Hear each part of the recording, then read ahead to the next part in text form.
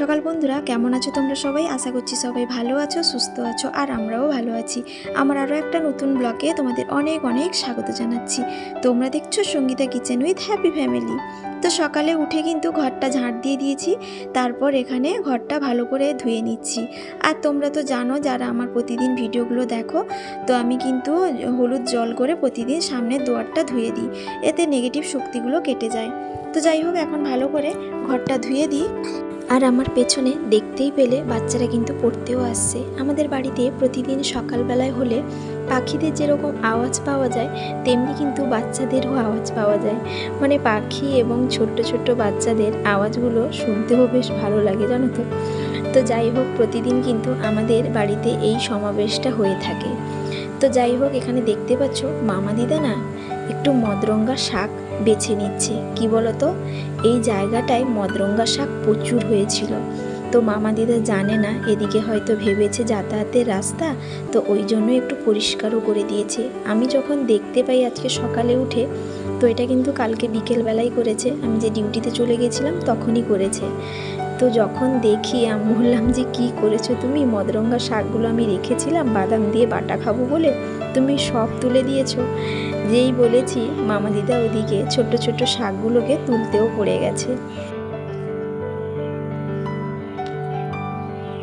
তো যাই হোক, আমি চান করে চলে এলাম, আর দেখতেই পাচ্ছ এখনও কিন্তু ঠিকঠাকভাবে ফাঁকাও হয়নি, মানে সবে মাত্র 6টা মতো বাজে। তো যাই হোক, এখন কাপড়গুলো আমি শুকোতে দিয়ে দিচ্ছি। আর যা রোদের প্রকোপ হয়েছে, তো তার জন্য সকাল সকাল কাপড়টা রোদে দিয়ে দিলে হালকা একটু শুকিয়ে গেলে তখন কিন্তু তুলে নেওয়াটা উচিত, না হলে কাপড়ের অবস্থাও থাকবে না। আর ওই যে দেখতেই পাচ্ছ, আমাদের বাড়ির ছোট্ট দাদু ভাইও চলে এসছে। তার দাদুর সঙ্গে বেরু করতে এসছে, জানো তো। তো তার জন্য আমি নিয়ে নিলাম, আর আমি ওকে বলি যে মাঝে মধ্যে চলে আসবে। ও যদিও আসতে পারে না, ওকে নিয়ে এলে তখনই আসে। তো যাই হোক, এখন সমুর কাছে ঘুম পাড়িয়ে দেবো। তো সমু তো এখনও ওঠেনি, তো তার জন্যই ভাবলাম সমুর কাছে শুইয়ে দিই একটু।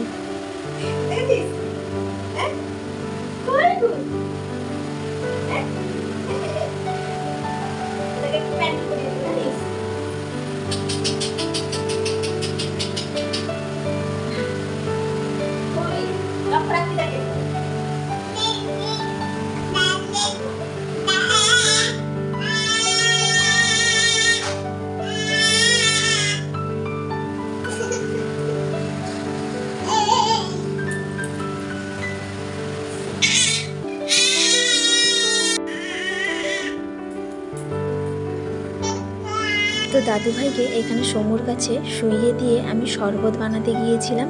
আর এখানে দাদুভাইকে সমুর একটা প্যান্টও পরিয়ে দিয়েছি।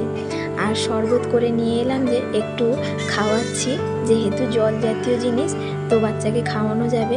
আর ও তো সেরকম বেশি ভারী খাবারও খেতেও পারে না, একেবারেই ছোট্ট, দেখতেই পাচ্ছ। আর কিভাবে চিৎকার চেঁচামেচি করছে দেখতেই পাচ্ছ তোমরা।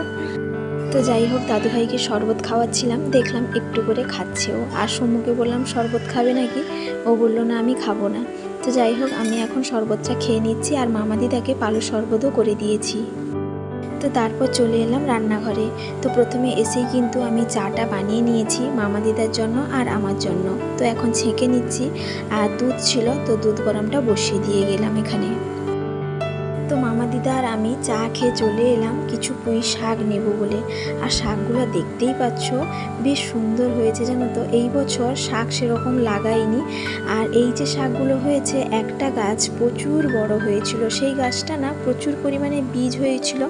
কিছুগুলো আমি তুলে রেখেছিলাম, আর কিছুগুলো বীজ একা পড়ে কিন্তু এই সবগুলো গাছ হয়েছে।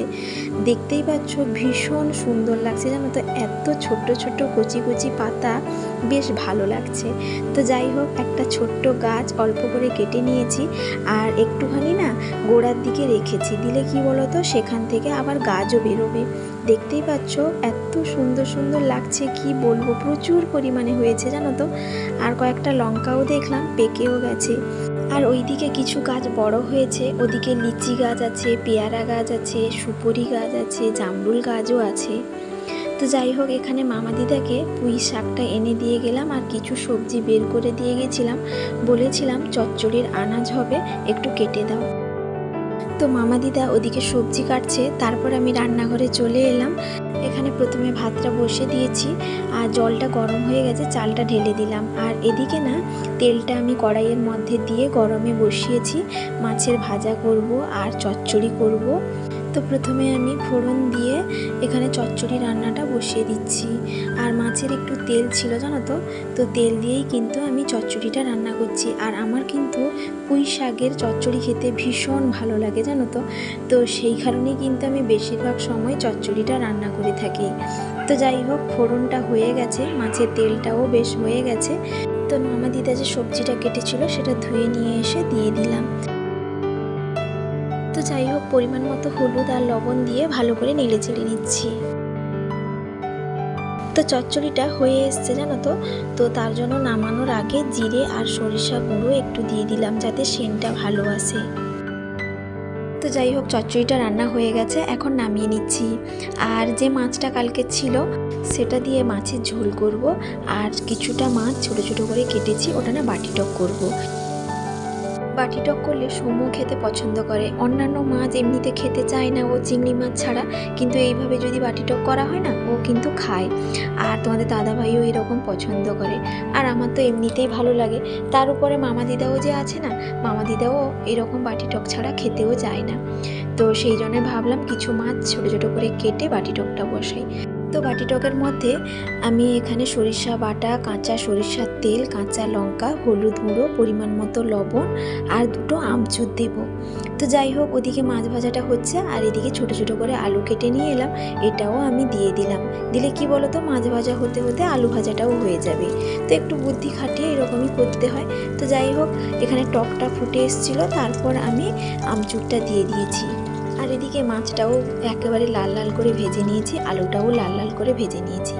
তো যাই হোক, তারপরে মশলাটা কষিয়ে নিচ্ছি, এখানে দেখতেই পাচ্ছ। আর এদিকে বাটি টকটা ফুটছে। আর বাটি টকের মধ্যে বেশি কিন্তু জুস রাখবো না, মাখো মাখো করবো, দিলে খেতে ভালো লাগবে। তো যাই হোক, মশলাটা হয়ে যাওয়ার পর আমি আলুটা দিয়ে ভালো করে কষিয়ে জল দিয়ে দিলাম। আর এদিকে ঝোলটা ফুটে এসছে, এই জন্য মাছটাও দিয়ে দিলাম, দেখতেই পাচ্ছ। তো রান্নাবান্না কমপ্লিট, এখানে চচ্চড়ি, মাছের ঝোল আর বাটি টক হয়েছে। তো আমার তো সকালে ডিউটি আছে, তো তার জন্য তোমাদের দাদা ভাই আর মামা দিদার জন্য তরকারিটা বেড়ে রেখে দিয়ে গেলাম। ওরা আবার বেড়ে কিভাবে খাবে, তো তার জন্য। তো যাই হোক, তারপরে আমিও একটু ভাত খেয়ে বেরিয়ে পড়লাম ডিউটিতে। আর তোমাদের দাদা ভাই এদিকে গাড়িটাও বের করে দিয়েছে, ও প্রতিদিনই সকালে গাড়িটা বের করে দেয়। তো যাই হোক বন্ধুরা, আমি তো ডিউটিতে চলে গেছিলাম, এই এলাম, এসে ফ্রেশ হয়ে চানও করে নিয়েছি। এখন প্রচণ্ড পরিমাণে খিদেও পেয়েছে, তো খেতে বসে গেছি। আর সমু কিন্তু তার বড় মার ঘরে ঘুমিয়ে আছে, ফোন করছিলাম, এখনও ওঠেনি। ও ঘুম থেকে উঠলে ওকে নিয়ে আসবো, বা ওর বড় মাও ছেড়ে দিয়ে যায় অনেক সময়, তার দাদা দিদিও ছেড়ে দিয়ে যায়। আর এই যে দেখো, আমি খেতে বসছিলাম, খাওয়াটা প্রায় শেষের দিকে, তখনই কিন্তু তার বড় মা সমুকে নিয়ে এসছে আর দাদুভাইকে নিয়ে এসছে। তো সমু এসে বায়না করছিল বর্নভিটা খাবে, তো তার জন্য ওকে আবার উঠে বর্নভিটা দিলাম। আর এদিকে আমার খাওয়ার প্রায় শেষের দিকে দাদুভাই চলে আসছে আমার দিকে, ওই খাবে বলে। যাই হোক, ও তো খেতেও পারে না। তো খাওয়া দাওয়া শেষ করে প্রতিদিনের মতো সেই রোজগার বাসনপত্র তো মাজতেই হবে। তো খাওয়া দাওয়া শেষ করে এইসব বাসনপত্রগুলো মেজেও নিচ্ছি। আর কি বলো তো, সকালে যে তোমাদের দাদা ভাই আর মামা দিদার জন্য খাবারটা বেড়ে রেখে দিয়ে গেছিলাম, তোমাদের দাদা ভাই, সমু, দিদা তো খেয়েছে। দিদা কি করেছে বলো তো, বাসনগুলো মেজে রেখেছে। আমি বলি যে তুমি মাজবে না, তোমাকে তো আমি কিছুদিনের জন্য এনেছি, তো তুমি যদি আমার ঘরে কাজ করো তাহলে আমার কি ভালো লাগবে বলো? আমার ঠিক ভালোও লাগে না বয়স্ক লোকেদের দিয়ে কাজ করাবো। তো আমি বলি যে তুমি বাসনগুলো মাজবে না, আমি এসে মাজবো, সেই তো আমাকে মাজতেই হয়, না হলে আর দুটো বাসন এক্সট্রা হবে, কি হয়েছে। তো মামা দিদা কোনো শোনে না জানো তো, এসে সেই খাওয়ার পরে বাসন টাসন মেজে গুছিয়ে রাখবে। তো যাই হোক, আর কি আর বলবো, প্রত্যেকদিন একই কথা বলতেও ভালো লাগে না, আর বললেও শোনে না। আসলে দিদা হয়তো ভাবে যে আমি একা, সব কিছু তো একা হাতেই করতে হয়, যদি দু একটা কাজ এগিয়ে রাখি তাহলে হয়তো সুবিধেও হয়, তো সেই জন্যই হয়তো। তো যাই হোক, সমু যে ওই বর্নভিটা খেয়েছিল, মামা দিদা ওই বাটিটা দিয়ে গেল, আমি বললাম রেখে দাও, আমি মেজে রেখে দেবো। তো যাই হোক, সব বাসনগুলো এখন মেজে ধুয়েও রেখে দিচ্ছি। তো এই যে রান্নাঘর একেবারে ক্লিন করে নিয়েছি, দেখতেই পাচ্ছ। আর এদিকে বড়দি যে এসেছিল না, বড়দি দুধ দিয়ে গেল, জানো তো। মাঝে মধ্যে বড়দি দুধ তো দিয়ে যায়, যদিও আমরা কিনে খাই। এখানে দুধটা দেখতে পাচ্ছ আমি এসে কিন্তু গরমে বসিয়ে দিয়েছিলাম, না হলে না কেটে যেত। তো সেই জন্য কিন্তু দুধটা সারাদিনে 3 বার গরম করে থাকি। আর এদিকে বড়দি যে দুধটা দিয়ে গেল সেটাও গরমে বসালাম।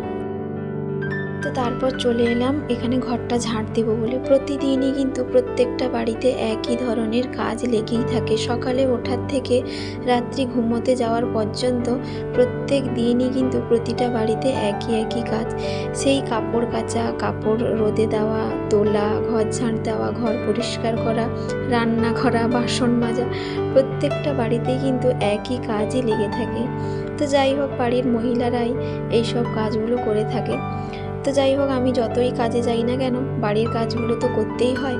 তো সেই জন্য কিন্তু বাইরে থেকে কাজ করে এলে কিন্তু বাড়ির সব কাজগুলো আমি গুছিয়ে রাখার চেষ্টা করি। তো যাই হোক, প্রত্যেকটা রুম কিন্তু ঝাড় দিয়ে এখন ঘরের সামনেরটা ঝাড় দিয়ে দিচ্ছি। আর কি বলতো, ওই পুরনো ঘর থেকে না এক একটা করে জিনিস তোমাদের দাদাভাই নিয়ে আসছে, সেই জন্য ঘরটা আর কোনো মতে গোছাতেও পারছি না। আর বাড়িতে তো বেশি টাইম থাকি না, আর যেটুকু টাইম বাড়িতে থাকি সেই টাইমে তো আমি রান্না বান্না, ঘর গোছানো, বাসন মাজা, ঘর ঝাড় দেওয়া, কি ঘর মোছা, এইসব কাজগুলো করে থাকি। আর সেভাবে না ঘরটা গোছানোও যাচ্ছে না। তোমাদের দাদাভাই বেশিরভাগ টাইম ওই পুরনো বাড়ি থেকে জিনিসপত্রগুলো নিয়ে এসে রাখে, আর ও কোনো সময় গুছিয়ে রাখে, বা আমি কোনো সময় একটু সময় পেলে সন্ধ্যের সময় ওই জিনিসগুলো একটু গুছিয়ে রাখার চেষ্টা করি। এখনও পর্যন্ত ঘরটাকে ঠিকঠাক মতো গুছিয়ে উঠতেও পারছি না। এই যে সমস্যা, কাজে চলে যাই ওই কারণেই। তো যাই হোক, তোমাদের সঙ্গে অনেক কিছু কথা বলে ফেললাম। তো বন্ধুরা, প্রতিদিনের মতো আবারও বলছি, আমার আজকের এই ব্লগটা কেমন লাগলো অবশ্যই কমেন্ট করে জানাবে। যদি কোথাও ভালো লেগে থাকে একটা লাইক দিতে ভুলো না। আর যারা এখনও সাবস্ক্রাইব করোনি প্লিজ একটা সাবস্ক্রাইব করার অনুরোধ রইল। আর যারা অলরেডি সাবস্ক্রাইব করে দিয়েছো তাদেরকে অসংখ্য ধন্যবাদ। তো যাই হোক, ঘরটা ঝাড় দেওয়ার পর উঠোনটাও না একটু নোংরা লাগছিল, প্রচুর পরিমাণে বালি হয়েছে। তো তার জন্য একটু ঝাড় দিয়ে দিচ্ছি। তো আজকের মতো বন্ধুরা এখানেই ব্লগটা শেষ করছি। কেমন লাগলো জানাতে কিন্তু ভুলো না। তো সবাই ভালো থাকবে, সুস্থ থাকবে, আবারও দেখা হবে।